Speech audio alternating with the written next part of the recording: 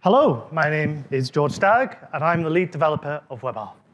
So today, I want to talk about what I think is particularly magical about some of the things that webR can do. But before I start, I do want to say the first piece of magic is this wonderful logo, which I didn't design. I gave Dolly the hex logo for webR and the description of this talk, and this is what it came up with. And if that's not magic, I don't know what is. That is just incredible. So as hopefully you picked up from Joe's talk, webR is a system that allows you to execute R code directly in a web browser without a supporting R server. But webR can do more than this. It's not just about adding text R code into a box and then getting text output out of a box. webR lets you interact with the running R session in a very particular way, and it allows you to manipulate the R environment and reach in there and tweak things. And it's this kind of stuff I want to talk about today. This is the kind of things that I find particularly magical. When I showed this for the first time in a meeting, the response I got from the others in the meeting was just mind blown. So I thought, well, there's no chance I can't share something that good with Posit conf. I have to. So the way this all works is WebAssembly. The technical fancy way of saying what it is a portable binary format, and it's designed so that it can run anywhere. In particular, this is in browsers, but it can also run server-side. And what I mean by that, for those who are interested, you can run webR in places like the cloud and server-side and edge nodes and anywhere where there's a WebAssembly engine. In the future, webR will be able to run better in those than currently, but certainly the support is there through WebAssembly for those kind of computing environments. So webR is a version of the R interpreter built for WebAssembly, and that's what allows you to run that R code, as Joe explained. So why webR? Why would you be interested in webR? Well, in addition to all the Shinylive stuff, which is going to be a great boon to education, there are already other tools that can do similar things. This is a quarter extension by James Balamuta that can actually inject runnable code blocks directly into a quarter output. This is going to be amazing for educational material or even package documentation. Imagine going to a website, a Pakistan website, and being able to play with a package without having to install it. I mean, in certain situations where the network is locked down and that package may not even be available to install. We saw interactive presentations, and as Joe mentioned, there are people currently looking into running portable R applications and reproducibility by using Shinylive. This works because WebAssembly provides very strong security features and reproducibility features that aren't provided by a normal CPU architecture. So today, I'm going to show off some webR magic. I'll explain why I think it's useful. I'll explain a little bit about how it works, depending on the time. And I will be using JavaScript. And probably by the end of this, there'll be quite a few people who say, gosh, I'm glad I don't have to use JavaScript. But don't worry, I'm not going to assume any particular knowledge. And I don't want you to think too much about the syntax of the code. I want you to think more about what the code is doing to an R environment. So let's start. I call this magic trick mind reading. So on the left-hand side of the screen there is an R session. And on the right-hand side of the screen is a linked JavaScript session. And right at the top, in the top left-hand corner, I've set a value in R equal to 1729. And then in JavaScript, I've run a piece of code that's going to reach into that R environment that's currently running and pull out the value of that variable. And you can see straight away that it's returned the word promise, which is not great, but it's how it works. JavaScript's way of dealing with asynchronous programming is through this promises paradigm. But luckily, there's a keyword, so that if you put the word await before what you want to do, JavaScript will wait for the result to come back, wait for that promise to resolve, and just give you what the result is. What you get back is a WebR object that looks kind of strange. It's got this sort of proxy word on it. But what you can think of that as is basically like a black box that's linked to a certain R object. So what's happened here is that little API call for WebR has reached into the environment and grabbed that foo object and returned a reference to it. And from that, you can do work on it. There's a whole set of WebR APIs that allows you to run methods on these R objects. And in this case, the method I've used is a method 2JS, and that's taking that object and converting it into a JavaScript object. So you can see the value of that object shown on the screen there is 1729. And when you think about it, this is actually quite quite special because if you were just working with strings, you'd have to take that number back from the standard output of a normal R program. Well, it'd be even worse if you had something like a vector, okay? If you had something like a vector, you'd then have to take your string, you'd have to split it on commas, you'd have to get rid of all the white space, you'd have to pass all the values. It's a whole rigmarole to get those values out of R if you're working with putting strings in and getting strings out. But here, you just get the numbers directly from WebAssembly's memory in a format that JavaScript understands and in a format that JavaScript can use. The next example I'm going to call conjuring variables. So here, there's an example where in the R session, there's an object foo, but it doesn't exist. It's not there. The environment's empty. Here you can see that we run a piece of code that puts a vector of JavaScript values into R's memory, and then associates that with an object in that environment. So what I've done is I've created a new R object and given it a name. And then, when you type the name in, the object appears. It appears out of nowhere, like I've pulled it out of a hat. I think this is awesome, because there's only a few situations I can think of where that kind of thing can happen, where you can have an object that's not there, and then all of a sudden it's there. So I think that's great. But it's not the best trick. The best trick's coming up. This is my favorite thing. Well, OK, a little bit early. You can also do complex JavaScript objects. So you can see here on the right-hand side of the screen, this is a nested JavaScript object, which is recursively, automatically converted into a nested R list. OK, here, I got excited for this. So imagine you've got an R function. Here, I'm just creating some random normal numbers. It's scaled. It doesn't really matter what the function does. The point is that you can put some arguments in, and you get some numbers back. We're going to do the same trick we did before. We're going to get a reference to that function object. We're not running the function. We're grabbing a reference to that actual function that lives in R's memory. And you can see you've got another one of these strange proxy objects that you can work with. But this is really cool. You can invoke it just like a normal JavaScript function. Those arguments are automatically converted into R objects, and the result is automatically converted back into JavaScript. This, to me, is really magical because you don't even have to know that that's an R function. As far as you're concerned, it's just a JavaScript function that returns a promise. That means you can use it with native JavaScript frameworks that are just assuming that you're going to give it a JavaScript function for something like a callback. It doesn't need to know how to work with webR. You just give it a function and it invokes it. So these examples, they're relatively simple, right? But they do demonstrate something which I think could be a new and useful workflow when using webR. The three examples are about moving data into the R environment, getting data out of the R environment, and of course, running R functions. Now, moving data into the R environment, that could be something more complicated. You could be doing a database connection. You could be doing a user data upload of something like a CSV. You could be getting data from a REST API. These are things that the browser can do inside JavaScript. Not inside WASM, but you can do it in JavaScript. Running R functions, I just ran a small function there that generated some random numbers. But imagine, this could be some kind of complex data manipulation using dplyr. It could be a really sophisticated modeling pipeline with something like tidy models. And getting that data back into JavaScript, that means you don't have to live in the R world if you don't want to. You could take that data from webR, create a dashboard in JavaScript. You could offer it as a file download. You could even use interactive visualizations in completely different frameworks, such as D3 or Observable. And this isn't even that complicated. That amount of code is enough to take webR and integrate it with Observable.js. And this visualization here is a web-native observable plot, but the data has been taken and computed from webR. And I think that is one of the best things about webR, the fact that it can integrate so well into pre-existing frameworks that already exist for data visualization and data science on the web. OK, so how does this work? So the R-WASM process runs inside something called a JavaScript web worker.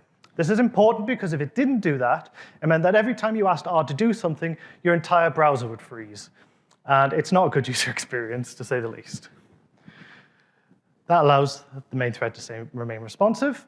And so to make this work, communication between that main browser thread, where your website is and where you're interacting with things and pressing buttons, and the R process is handled by message passing. So Input messages go to R, output messages come back to you on the main thread. So if you're working with code, you could imagine you give webR the command rnorm, and the worker thread thinks for a bit.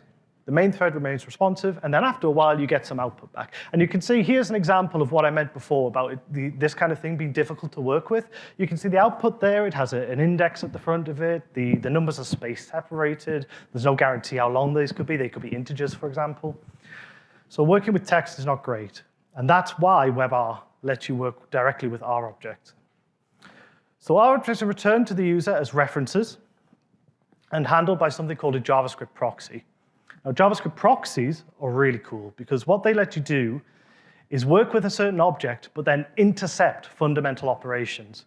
So if you wanted to read a property of that object, or if you wanted to, say, invoke the object as if it was a function, if you were doing that and you just had a number, that would fail because a number has no methods, a number cannot be invoked as a function. But proxies step in and say, OK, I'll do something else instead whenever you try and do these things.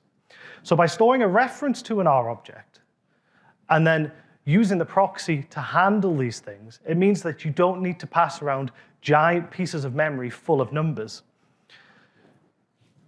So here, for example, if you evaluate some R code to generate a vector, that R code is evaluated, and then the result is returned back to the user, not as a vector, but as a number. And that number there, the SS number, which it's short for S expression, it's a Lispy thing, it's old R stuff.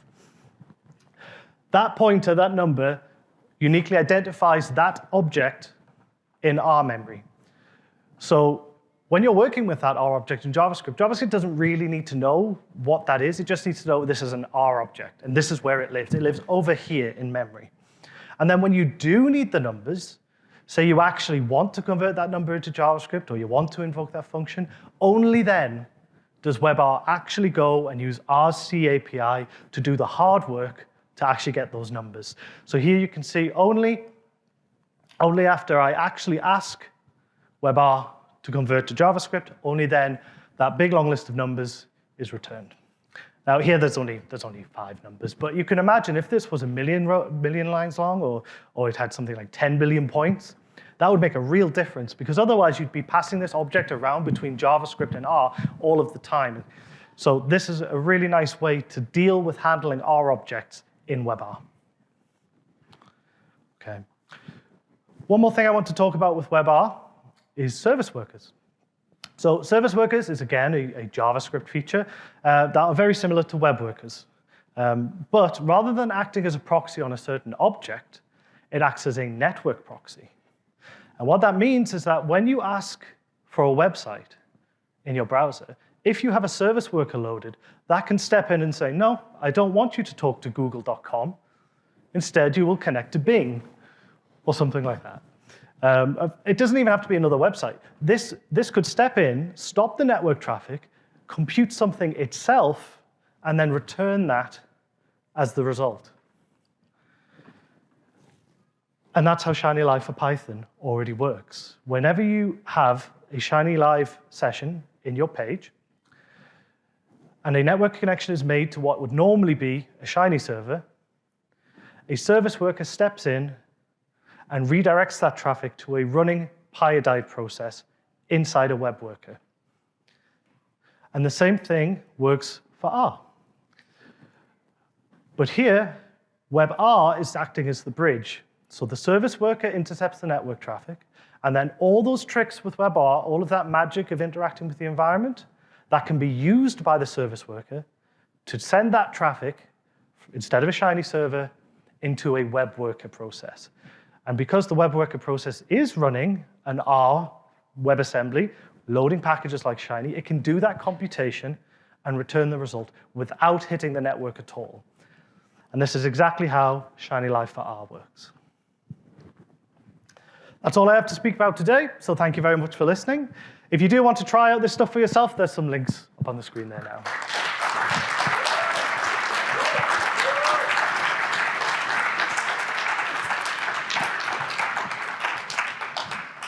Thank you so much. George, we have time for a few quick questions. The first one is about, let me make sure I can understand. It's already so magical for me.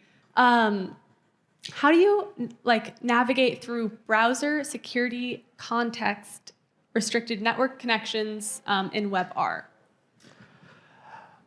One thing I need to make clear is you cannot really work around browser security restrictions. The browsers are written to be very secure by default, and they're constantly updated.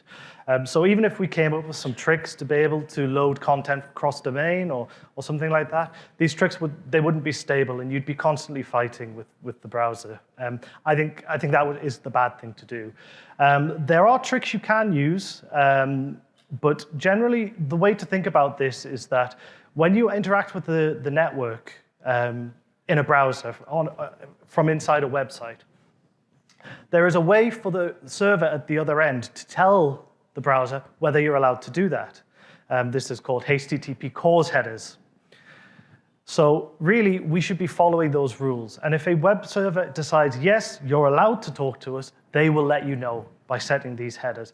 And I think that is the correct way to think about this, is how do we make these HTTP headers more common throughout the internet so that when it makes sense to do such connections, we are allowed to do so. Thank you. Someone else had a question about, are there protections put in place to prevent users from running computationally expensive R code in WebR? Not by WebR, but browsers are very clever. And in particular, Safari is very good at stopping things when they get a little out of hand. I have, on a few occasions, slipped up when programming, like all of us, and caused a browser thread to crash. And what Safari will do is it will just show a little bar at the top of the screen that says, this process has crashed, I've restarted it for you.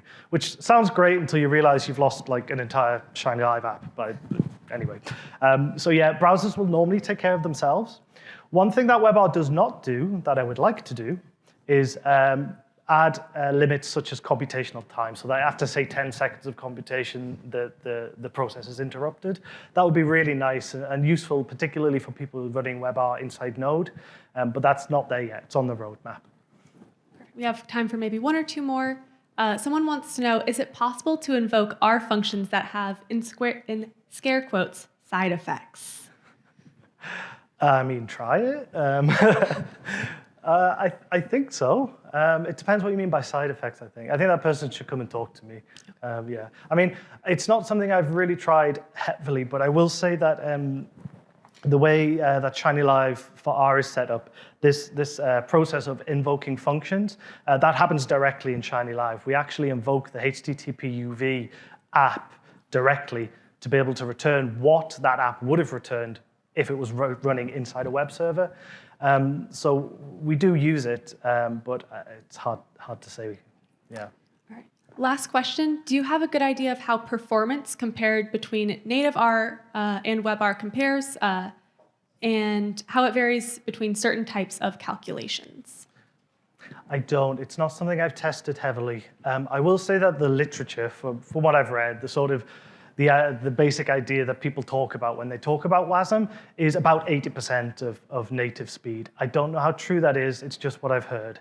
But even the fact that you can get to something like that is incredible to me, considering the security benefits that you're getting by sandboxing your code and making sure it can't, destroy your file system, or the fact that you can get such reproducible guarantees about the order of operations of numerical and floating point issues, for example.